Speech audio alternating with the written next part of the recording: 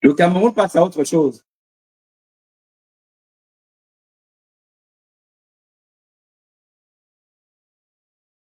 Rien, personne ne peut arrêter le cours de l'histoire.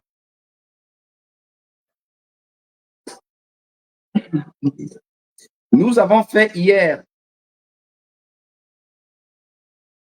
Sandy de Boston et moi, avons fait un direct Facebook, mais on va refaire un autre pour les YouTubeurs et puis TikTok sur la vacance de pouvoir constater à partir du cas clinique du patient Paul Biya.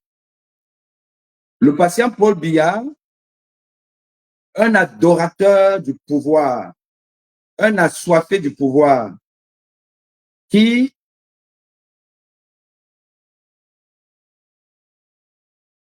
a tout fait dans sa vie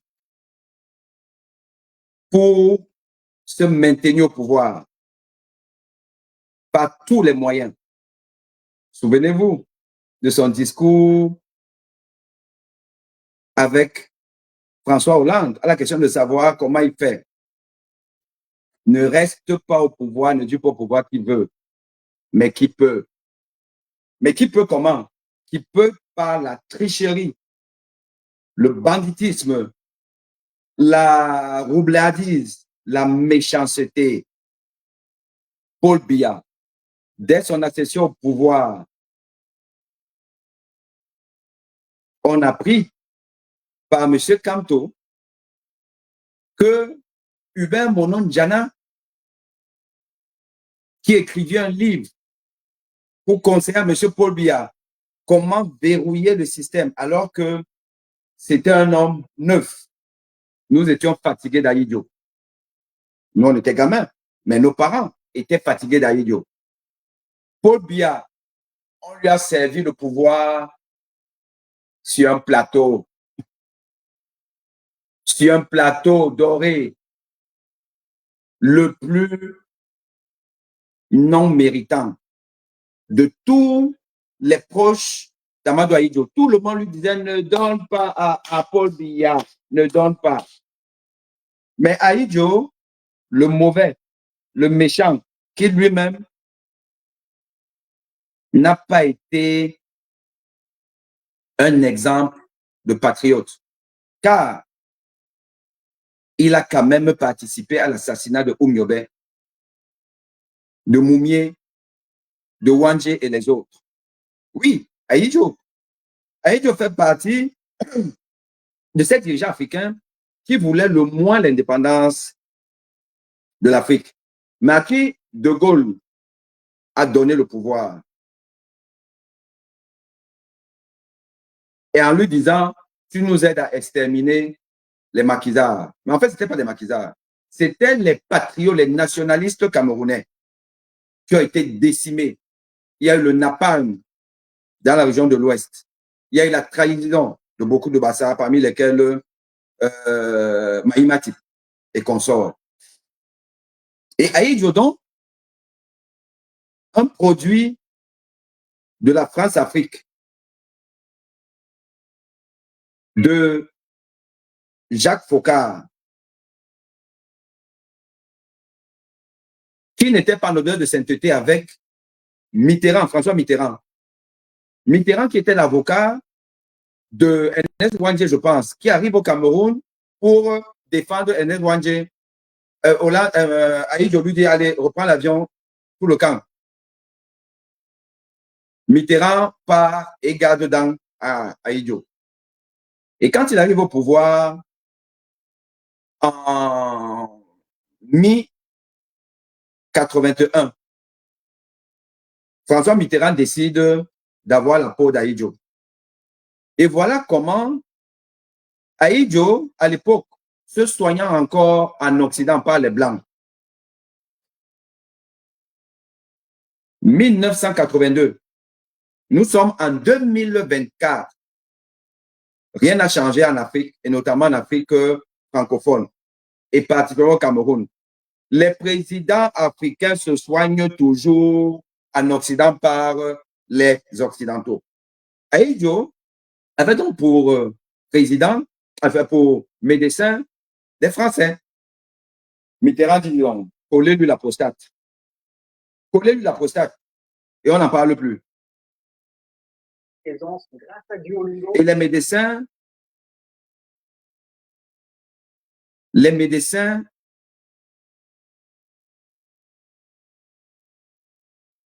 ah non, attendez. Qu'est-ce que je fais?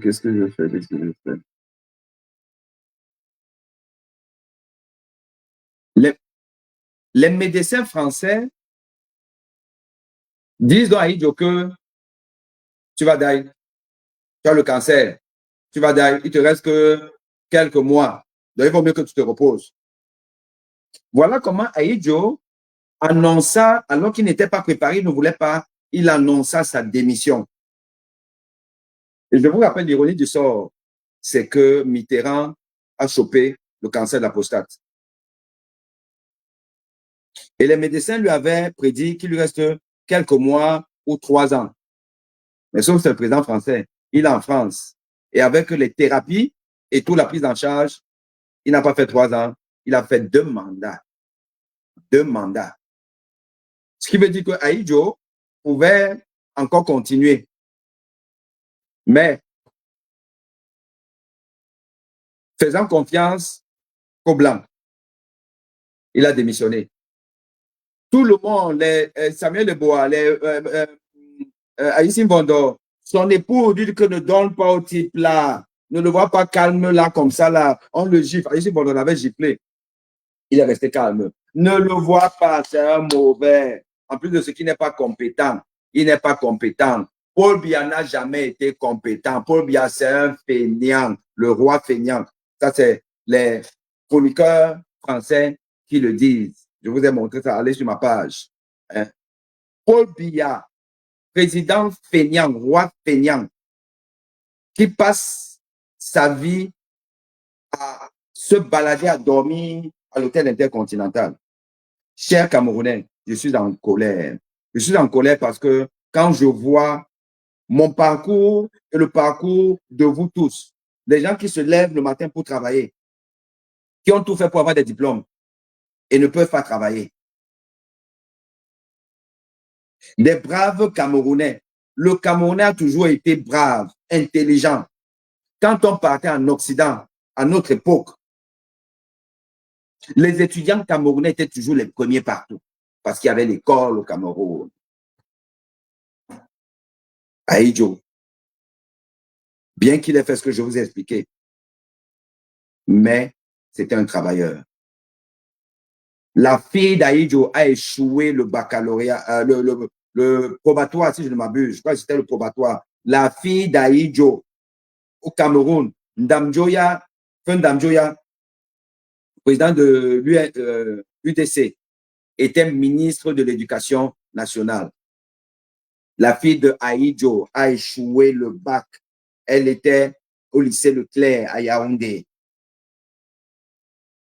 Paul Biya était dans le gouvernement. Il voyait ça, il voyait la rigueur avec laquelle son chef, son patron, le président de la République, dirigeait le pays. Paul Biya est venu, il a tout foutu en l'air. Il a tout foutu en l'air, il a tout saccagé. Il a promis que des incompétents comme Famendongo. Famendongo. D'un bon doyolo. Moi-même, quand vous les voyez entre nous, chers Camerounais, à un moment donné, réveillons-nous. Nous devons nous rebeller. Ce n'est pas possible. Nous ne sommes pas dignes d'un tel désastre, d'un tel malheur. Ahidjo est venu tout, Paul Biya est venu tout saccager. Paul Biya, le roi feignant. Roi feignant. Quel est cet être humain qui peut passer sa vie à vivre dans un hôtel 10 étoiles intercontinental? Il prend 3 étages à lui tout seul. Il bousille les milliards. Et le peuple ne peut pas se soigner. Mon Dieu, j'ai eu mal en 2018, scrutateur dans un bureau du lycée de Bonapriso, quartier UP de la ville la plus éclairée d'un pays qui se meurt. C'est moi qui mettais sur le tableau les noms, ou du moins, je marquais les bulletins des candidats. Paul Biya est arrivé deuxième, talonnant le MFC, avec un bilan catastrophique. Peuple camerounais, pourquoi nous sommes maudits? C'est quoi le problème? Nous sommes envoûtés. Le président du Cameroun, il a à vomir. Parce qu'il est incompétent, je suis désolé. Moi, j'ai un parcours qui est tel que je ne peux pas respecter les farfelus. Je ne peux pas respecter les médiocres. Je ne peux pas respecter les médiocres. Ce n'est pas possible. Vous ne pouvez pas être un homme de science et respecter la médiocrité. J'ai vu la médiocrité au Cameroun partout. Paul Biya ne nomme que des incompétents, même à l'université. Quand vous voyez un doyen, un recteur, la plupart, je ne peux pas dire tous, la plupart sont des incompétents et qui sont passés par des chemins tortueux. Donc, ils sont obligés de faire allégeance. Et Famendongo n'identifie que les semblables pour la reproduction des semblables. Le résultat, nous sommes dans un pays, mais qui est malade. Vous voulez que je vous mette, mais j'ai posté ça, le discours de Apollinaire Oko, le patron de la santé du MRC, Mouvement pour la réconciliation nationale, je pense que c'est ça, parti d'opposition au Cameroun, parti phare, qui se bat avec des militants en prison à cause de ce monsieur qui est en train d'agoniser. On nous demande, il faut quoi? Il faut rien du tout. La nature va faire son boulot, ce n'est pas nous. La nature va faire son boulot. Et j'ai envie de dire que quand on a 92 ans et on n'a fait que vivre aux dépens du contribuable, ce qui n'est pas notre cas, jusqu'à être président de la République pendant 42 ans, vous demandez quoi? Et on a 92 ans, dis donc, qu'on aille se reposer. Je ne sais pas si ce sera près de Dieu, mais ça m'étonnerait. Ça m'étonnerait. Et là, la situation de ce monsieur, elle est très compromise. Parce qu'un monsieur assoiffé du pouvoir comme ça ne peut pas se permettre de disparaître de la circulation des radars, alors qu'il avait beaucoup d'enjeux diplomatiques. Pour conforter sa position de candidat naturel de la France et du bandit de Sarkozy pour 2025. Il n'y a qu'une raison médicale pour observer une telle disparition de M. Paul Biya. Et je vous dis que M. Paul Biya, il est dans un état végétatif. Si d'ailleurs, il n'est pas déjà mort.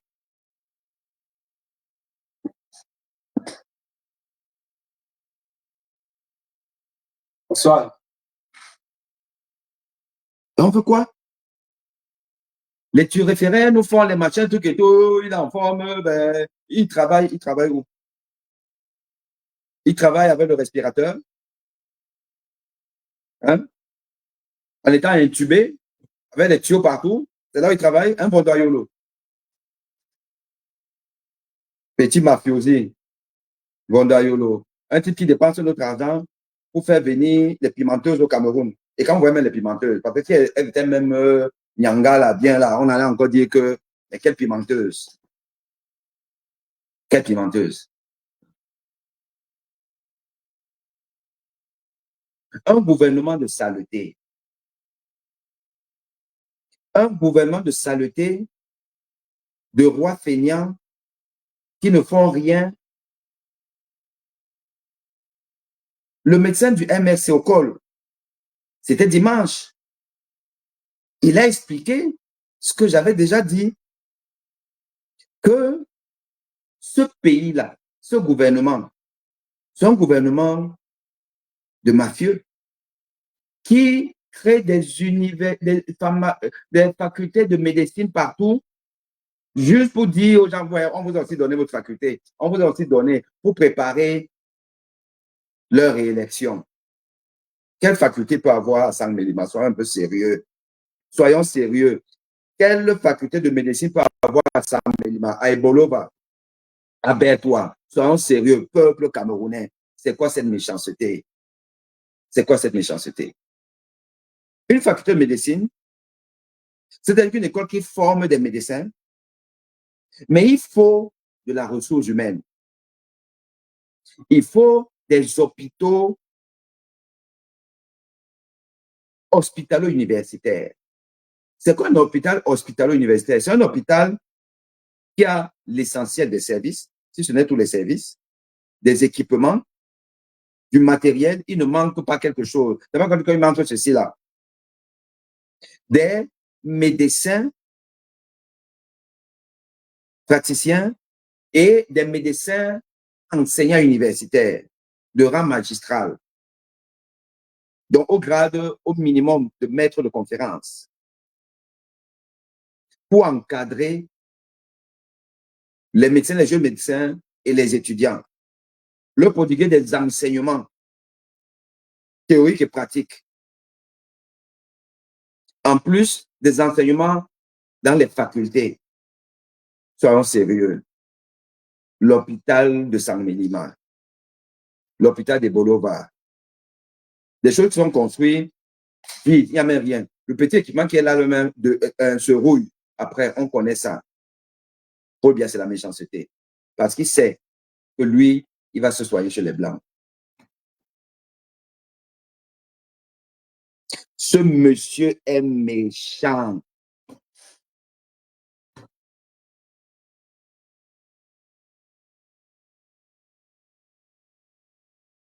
On ne peut pas.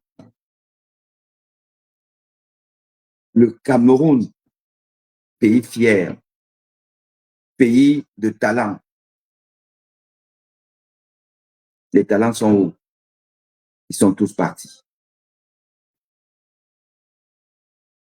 Un pays qui n'a plus seule fierté maintenant que le sport. Les sportifs sont devenus les icônes. Vous entendez les mots icônes, icônes, icônes. Quand on était jeunes, les Roger Miron, on ne les appelait pas icônes. Les belles de Thomas Kono, c'était nos héros, on va dire ça comme ça, mais on ne les appelait pas icônes. Les demi-dieux. On ne touche pas. Aujourd'hui, un footballeur est devenu plus important que n'importe quelle personne et personnalité de la société civile. Quel est le pays qui s'est développé avec le football? Dites-moi un peu. Quel est le pays qui s'est développé avec le football? Au point où Samuel Eto'o-Fils est devenu l'homme le plus important du Cameroun et qui se permet tout jusqu'à aller dans un collège. Et quel collège? Collège catholique. Collège catholique. Faire du proxélytisme, c'est-à-dire embrigader des enfants mineurs qui n'ont même pas encore 18 ans. Leur promettant des entrées au stade, parce que le stade, le football, c'est devenu the place to be. Pour voter sa nièce ou sa... Parce que la fille là, pour qui il est parti là, c'est une parenté. C'est-à-dire que même on apprend déjà aux enfants mineurs la combine. La promotion par le favoritisme.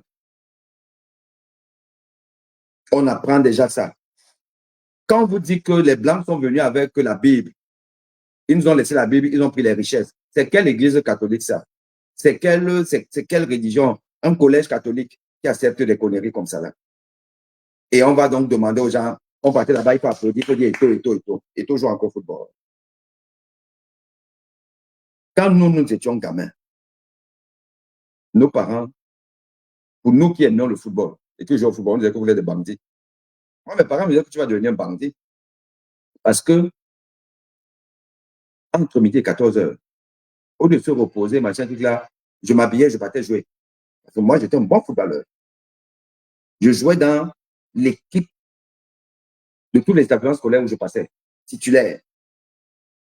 J'ai joué en Ligue et en deuxième division à EDEA. Plus jeune footballeur. Dans l'équipe en Ligue, tout puissant d'EDEA, l'équipe qui a formé Benjamin Massing. Massing, titulaire en Coupe du Monde 90, stopper.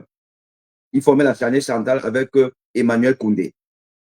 Donc Massing a joué contre l'Argentine. Et on a tous vu ce qui s'est passé quand il a eu le carton rouge. Il est sorti, mais il a joué contre l'Argentine. Benjamin Massing. Donc, quand il est parti à Kamak de Kumba, c'est nous qui avons été notre génération. C'est un bon footballeur. Je jouais au foot, je faisais beaucoup d'autres choses. Mes parents me disaient que tu vas être un bandit. Et sauf que je ne suis pas devenu un bandit. Parce que pour les parents, c'était l'école. Et on nous disait que les gens qui jouent au football et qui réussissent, c'est ceux qui n'ont pas aimé l'école. C'était exagéré de la part de nos parents. Mais il y avait une part de vérité.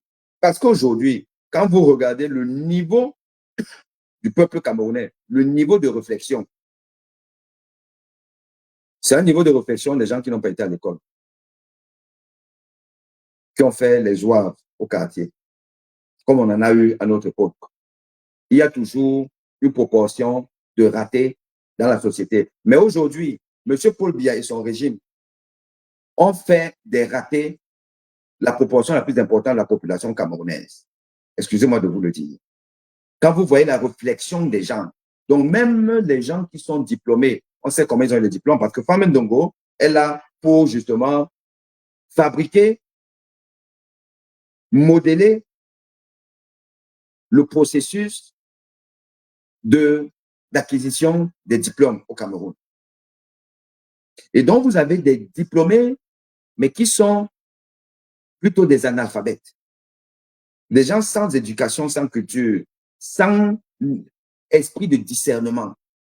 Quand on voit même les influenceurs qui sont eux-mêmes des ratés applaudir Samuel Eto'o pour être allé dans un collège, haranguer, faire du prosélytisme, comme j'ai dit, influencer la jeunesse pour le football. Vous comprenez qu'on est foutu. Et que Paul Biya, il doit se reposer définitivement. La vacance de pouvoir doit être constatée. On doit chasser tous ces turiféraires du pouvoir. On doit les chasser. Et nous devons prendre les choses en main.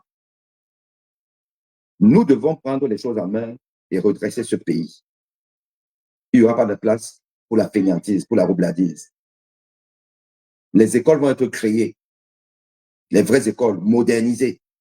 Les gens vont rentrer à l'école. Même les papas qui ont 40 ans là, maintenant, ils ont des diplômes, ils vont repartir à l'école parce qu'ils ont eu des faux diplômes de Femme Ndongo. On va tout arracher.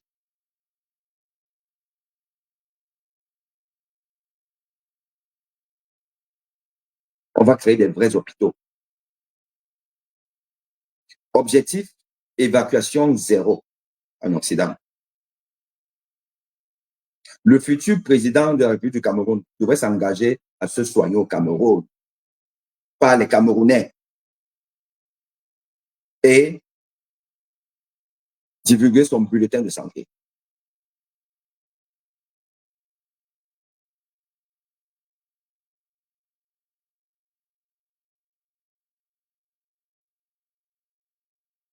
C'est de ça qu'il s'agit.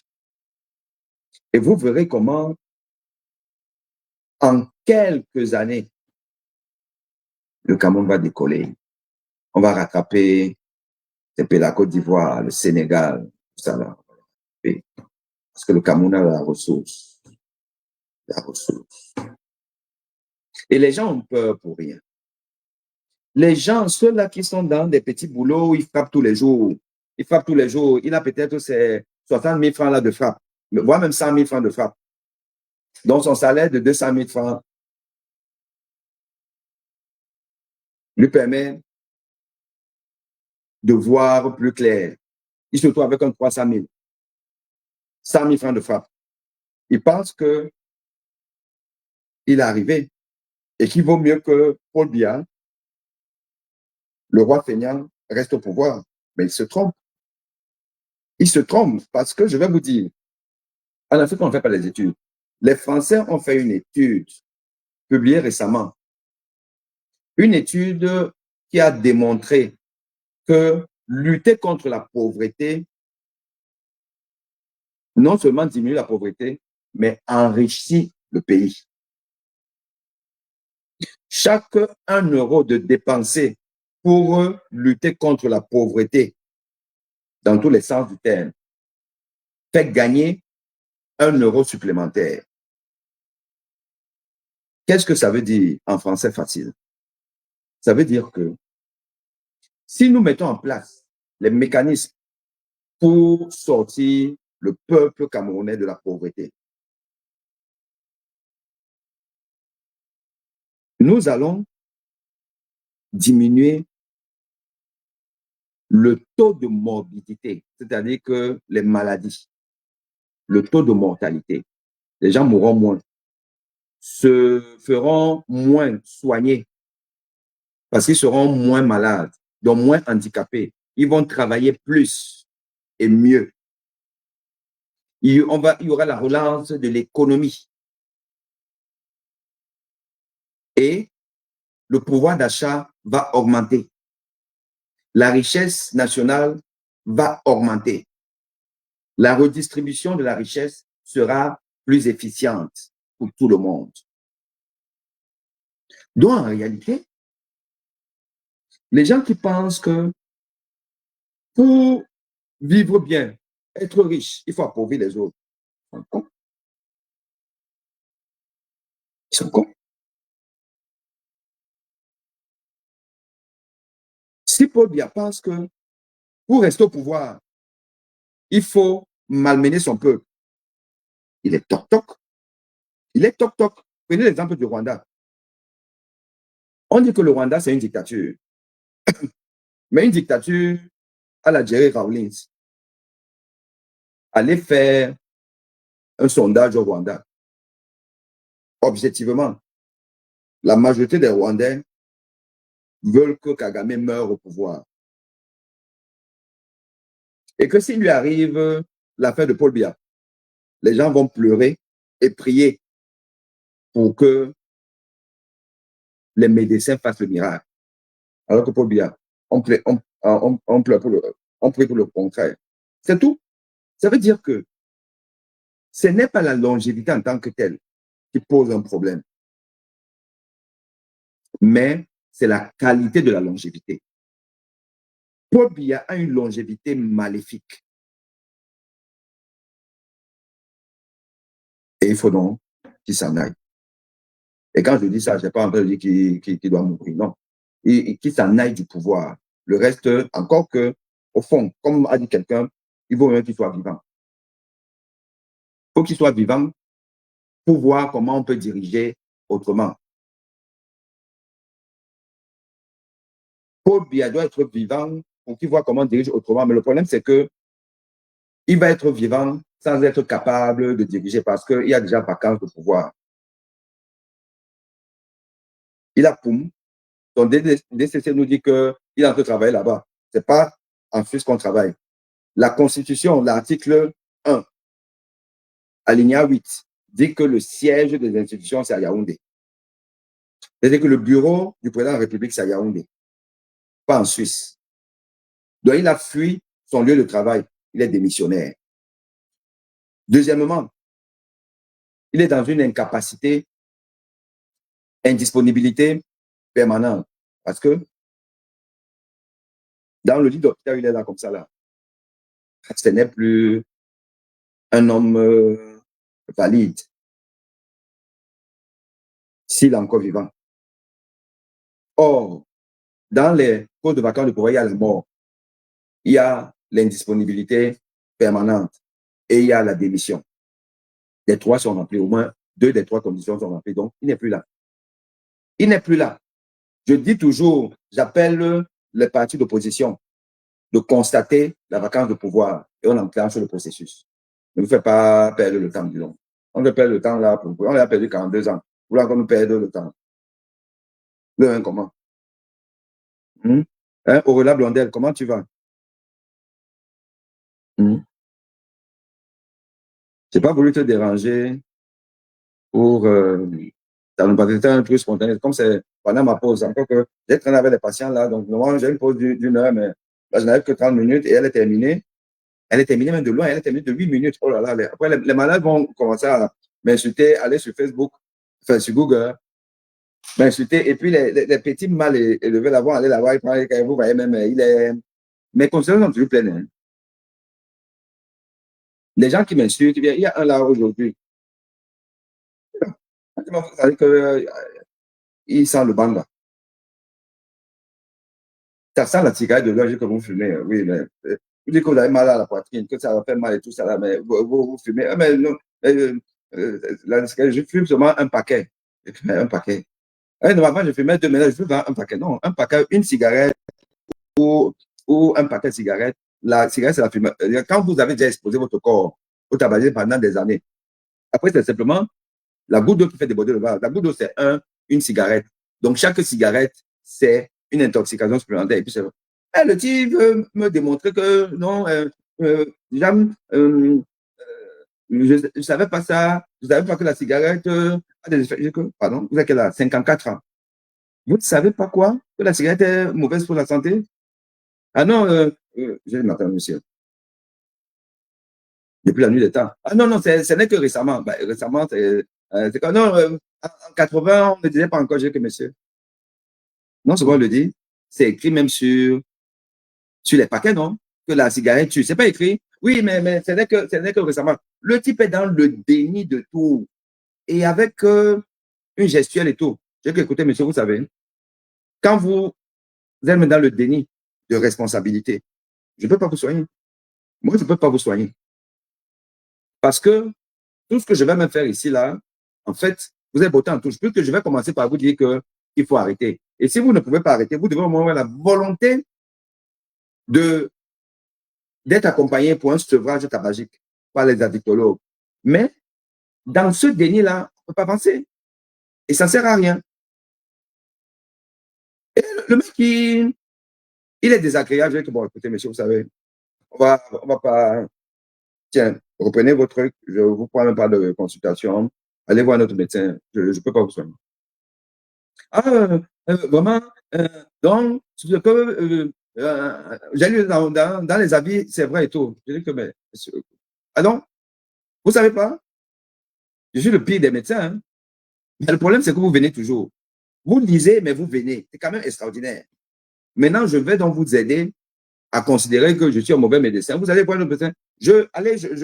Non, il va insinuer que non, non, je ne m'occupe plus de vous. Allez voir notre médecin.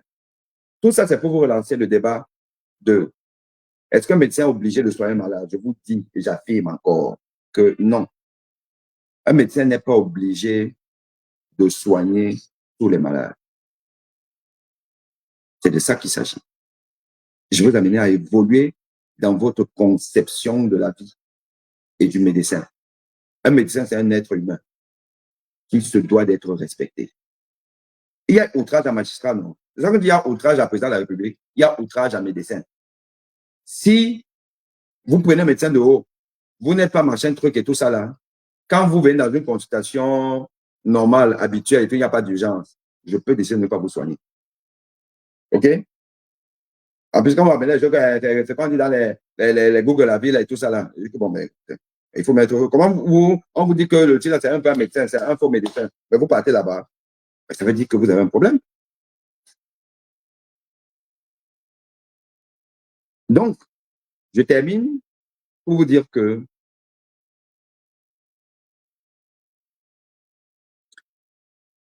il y a vacances de pouvoir.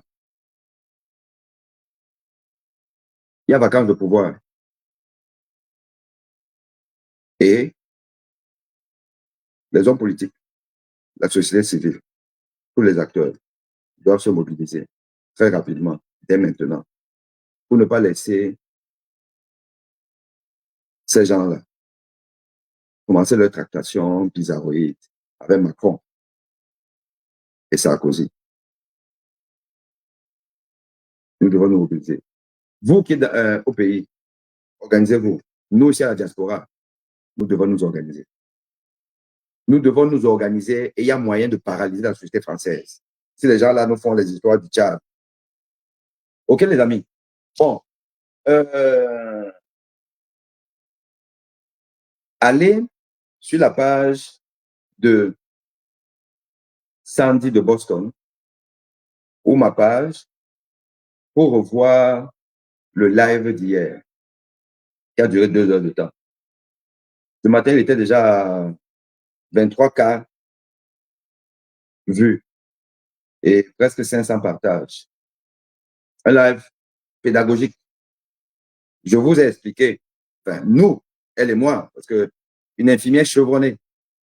Les gens sont contents d'insulter les gens à gauche, à droite. Moi, je ne la connaissais pas enfin, il y a encore quelques temps. J'ai découvert que non, ce qu'on dit, de cette brave combattante n'a rien à voir avec la réalité. Je suis désolé.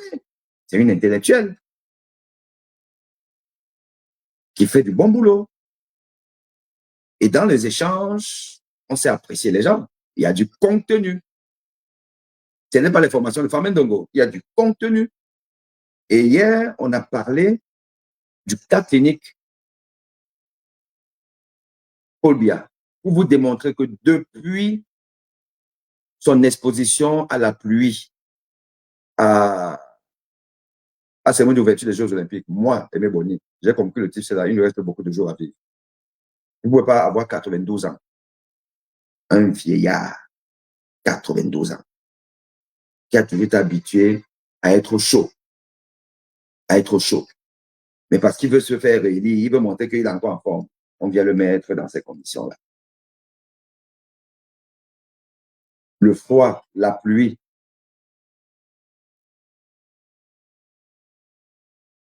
la régulation thermique d'un vieillard qui ne se fait pas de la même façon qu'un sujet jeune.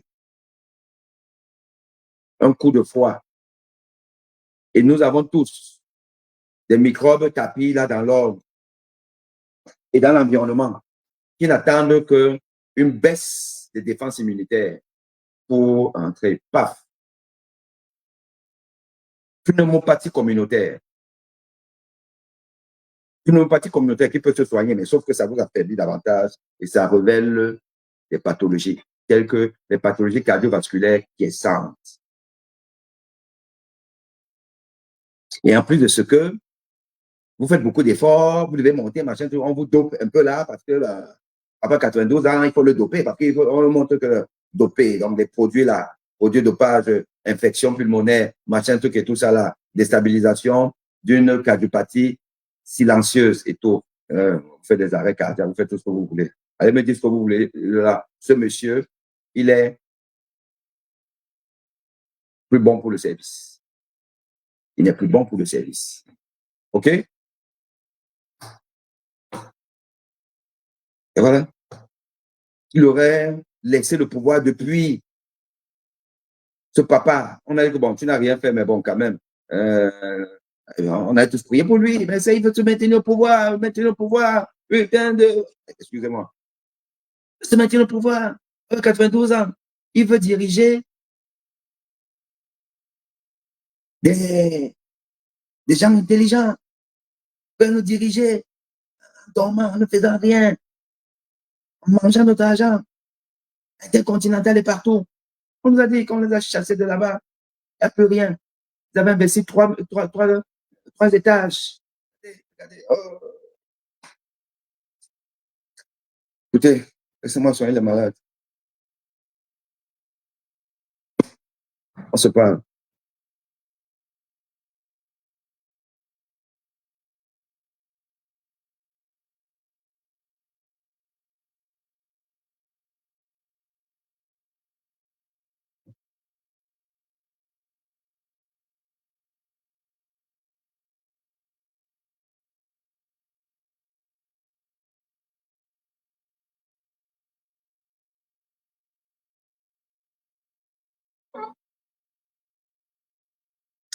Allez, à bientôt. Ciao, ciao.